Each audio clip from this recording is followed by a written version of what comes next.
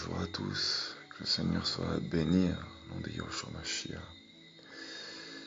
Alors, je vais partager aujourd'hui un enseignement que je vais devoir faire en plusieurs parties. Toute la gloire revient à Yahushua Mashiach.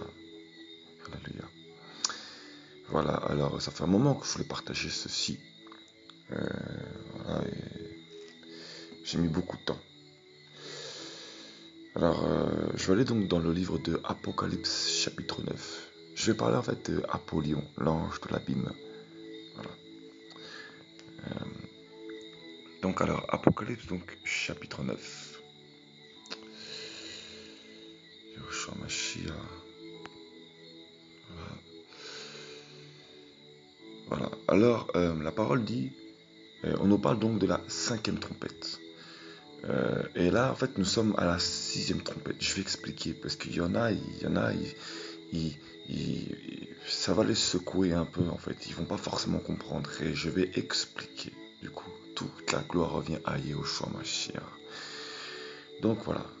Et le 5e ange sonna de la trompette, et je vis une étoile qui tomba du ciel sur la terre, et la clé du puits de l'abîme lui fut donnée.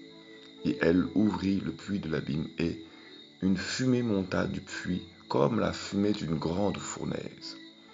Et le soleil et l'air furent obscurcis par la fumée du puits.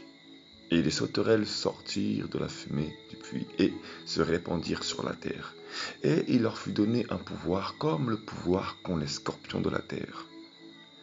Et il leur fut dit de ne pas faire de mal à l'herbe de la terre, ni à aucune verdure, ni à aucun arbre, mais seulement aux humains qui n'avaient pas la marque d'Élohim sur leur front. Et il leur fut donné non de les tuer, mais de les tourmenter pendant 5 mois. Et le tourment est comme le tourment du scorpion quand il pique un être humain. Et en ces jours-là, les humains chercheront la mort, mais ils ne la trouveront pas. Et ils désireront mourir, mais la mort fuira loin d'eux. Et ces ressemblances de sauterelles étaient semblables à des chevaux préparés pour la guerre. Et sur leur tête, il y avait comme des couronnes semblables à de l'or, et leurs faces étaient comme des faces d'humains. Et elles avaient les cheveux comme des cheveux de femmes, et leurs dents étaient comme celles de lions. Et elles avaient des cuirasses comme des cuirasses de fer, et le bruit de leurs ailes était comme le bruit des chars à beaucoup de chevaux qui courent à la guerre. Et elles ont des queues semblables à des scorpions et des aiguillons. Et c'est dans leur queue qu'était le pouvoir de faire du mal aux humains pendant 5 mois. Et elles ont sur elles comme roi l'ange de l'abîme, dont le nom en hébreu est Abaddon. Mais en grec, son nom est Apollyon. Le premier malheur est passé, et voici que 2 malheurs viennent encore après cela. Voilà. Alors,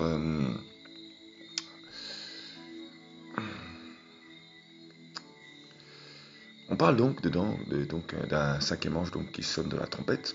Alors, il faut comprendre que les trompettes dans le monde spirituel, quand ça sonne, en fait, ça crée des chamboulements mondiaux. Mondial, ouais. Voilà, bref. D'où tous les problèmes économiques, tous les problèmes qu'il y a, voilà, tous les problèmes. Et il ne faut pas croire, l'Apocalypse, c'est pas que depuis les années 2000, 1900. Non, l'Apocalypse, ça a commencé depuis les temps messianiques. C'est pas pour rien que l'apôtre Jean a reçu ceci en 95 après Yahushua Mashiach, après Jésus-Christ. C'est pas pour rien. Parce que l'Apocalypse, c'est une mise à découvert. En fait, nous avons reçu le Mashiach, donc qui met à nu les choses. Nous sommes ce temple, le voile a été déchiré, nous sommes ce temple, voilà, avec toutes ces grâces, etc., ces vases remplis, voilà. Et lorsque Yahushua, donc Mashiach, a été à la croix, donc il a donc déchiré le rideau, voilà, pour que le voile soit ôté, le voile de notre regard soit ôté et que les choses nous soient mises à découvert. Voilà. C'est une chose que je précise, je pense que nombreux le savent, mais c'est toujours bien de le repréciser, qu'on n'oublie pas. Je vis une étoile donc, qui tomba du ciel sur la terre. Donc la clé du puits de l'abîme lui fut donnée. Et elle ouvrit le puits de l'abîme. Voilà. Donc donc c'est une étoile, donc c'est un démon hein, qui tombe, hein, donc elle ouvre le puits de l'abîme.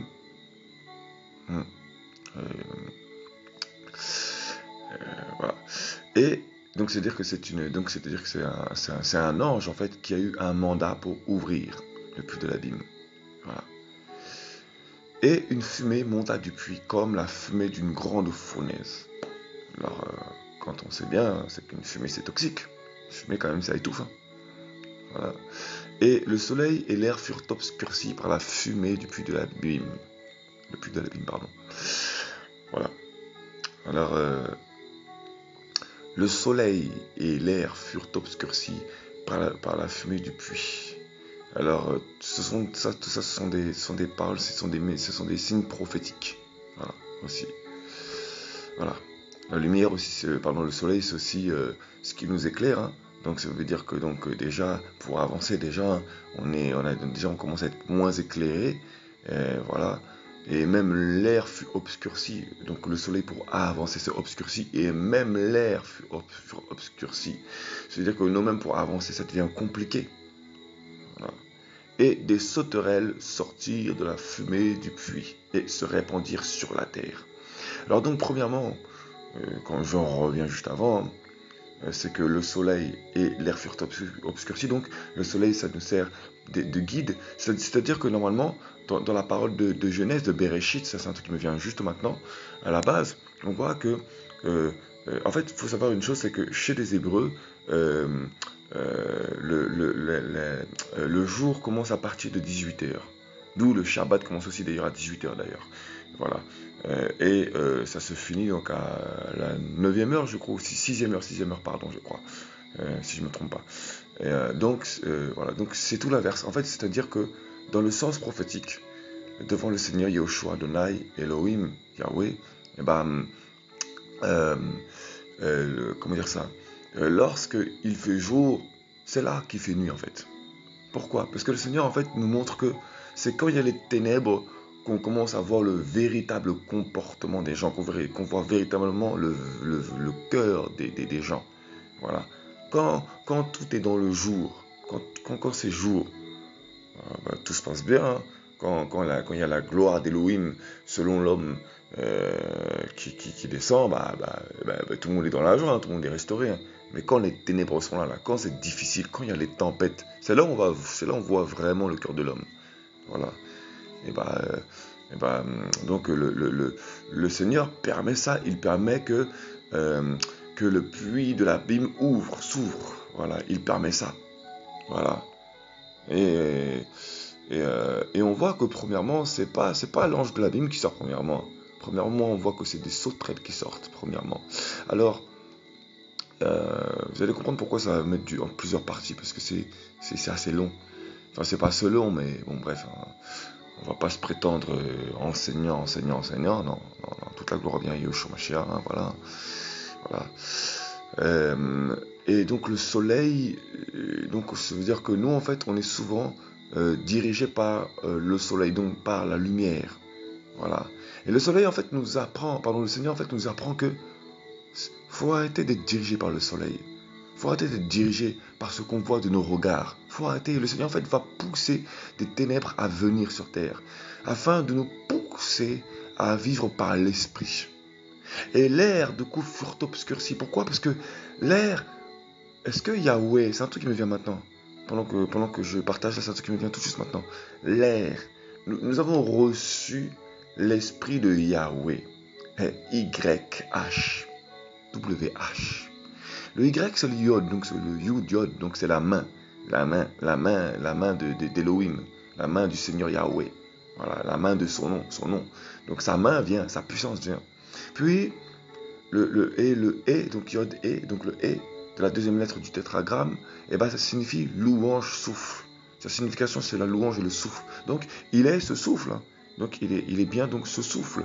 Donc il est cet air.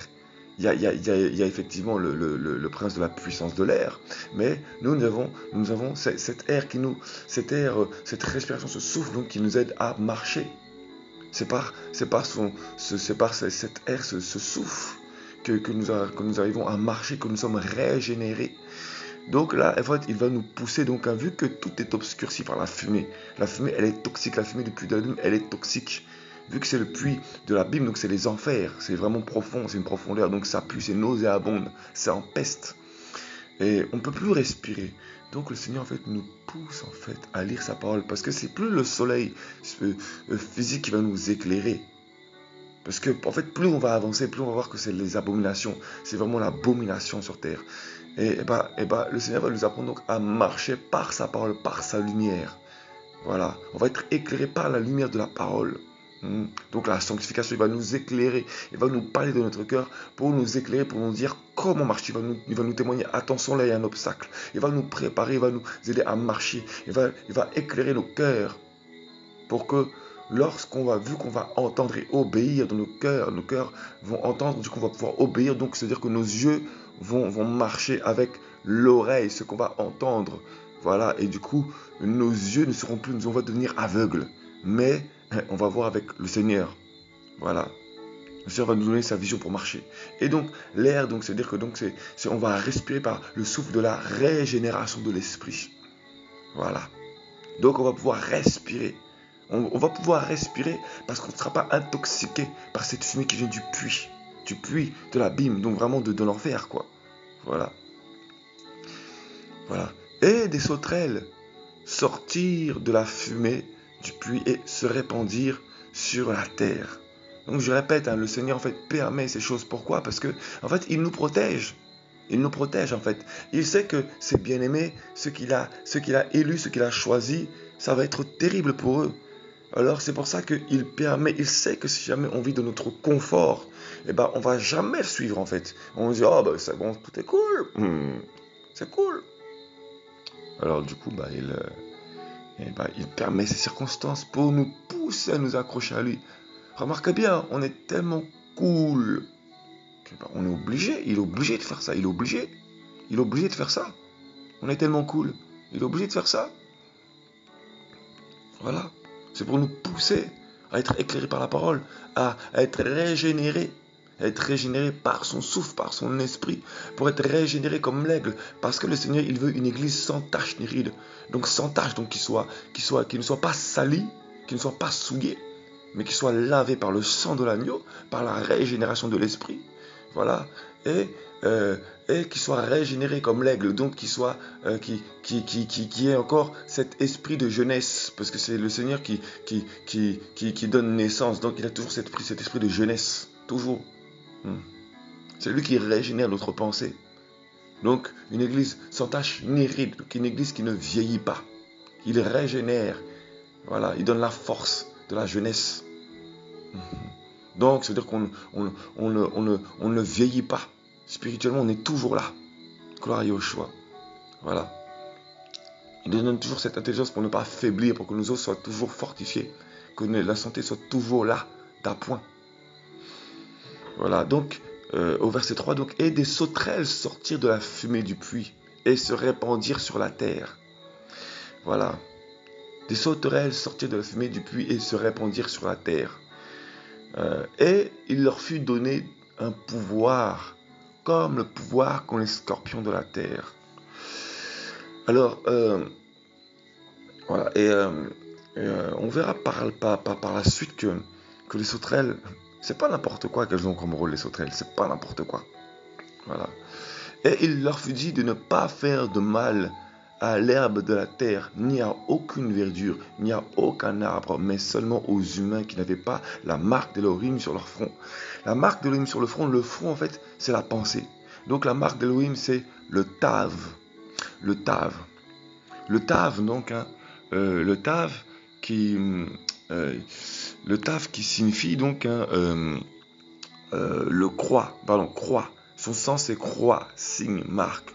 Donc en fait, les enfants d'Elohim, ceux qui ont la marque d'Elohim sur le fond, donc c'est la pensée. Donc, eux, ils ont la pensée de porter la croix. C'est leur but, c'est leur projet, la croix. Leur seul projet, c'est la croix. Leur seul but, c'est la croix. Leur seul but, c'est d'être des signes, d'être des marques sur terre. C'est ça, en fait. Le seul projet, la seule pensée qu'ils ont, c'est Yehoshua. C'est la seule pensée qu'ils ont. Voilà, ceux qui ont vraiment reçu la marque d'Elohim sur leur front. Leur seule pensée, c'est Christ. Christ crucifié, Christ ressuscité. C'est la seule pensée qu'ils ont.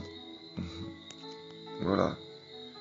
Donc il leur fut dit à ces sauterelles-là, voilà, de ne pas faire de mal à l'herbe de la terre, ni à aucune verdure, ni à aucun arbre, mais seulement aux humains qui n'avaient pas la marque d'Elohim sur leur front. Et quand on regarde, hein, normalement des sauterelles, hein, normalement une sauterelle, justement, c'est tout le contraire. Normalement, ça s'attaque à la verdure. Normalement, ça s'attaque à la verdure. Donc en fait, euh, euh, c'est pour ça d'ailleurs que Yoshua dit que celui que celui qui écoute prenne garde à ce qu'il écoute, parce que même ce qu'il croit avoir, ce qu'il croit, ce qu'il croit avoir, et ben il sera même ôté, parce que l'homme parfois croit avoir des choses, il croit avoir des connaissances, mais en fait, ben, ça lui sera ôté. Voilà. Et il leur fut donné non de les tuer, mais de les tourmenter pendant 5 mois. Et leur tourment est comme le tourment du scorpion quand il pique un être humain. Alors, maintenant, je pense que je vais aller... Donc des sauterelles sortirent d'un fumet du puits et se répandirent sur la terre. Donc voilà, leur pouvoir donc c'est de frapper l'homme. Pourquoi? Parce que l'homme, c'est pour que l'homme revienne, pour que l'homme aille au Seigneur. Voilà. Voilà, c'est pour en fait pousser les âmes à aller vers le Créateur, à se repentir. C'est pour ça. Hein. C'est pour ça. Voilà. Et il leur fut donné donc non de les tuer, mais de les tourmenter pendant 5 mois. Voilà. Donc on parle ensuite que le tourment est comme le tourment d'un scorpion quand il pique un être humain. Voilà. Et en ces jours-là, les humains chercheront la mort, mais ils ne la trouveront pas. Ils désireront mourir, mais la mort fuira loin d'eux. Pourquoi? Parce que le Seigneur veut les sauver.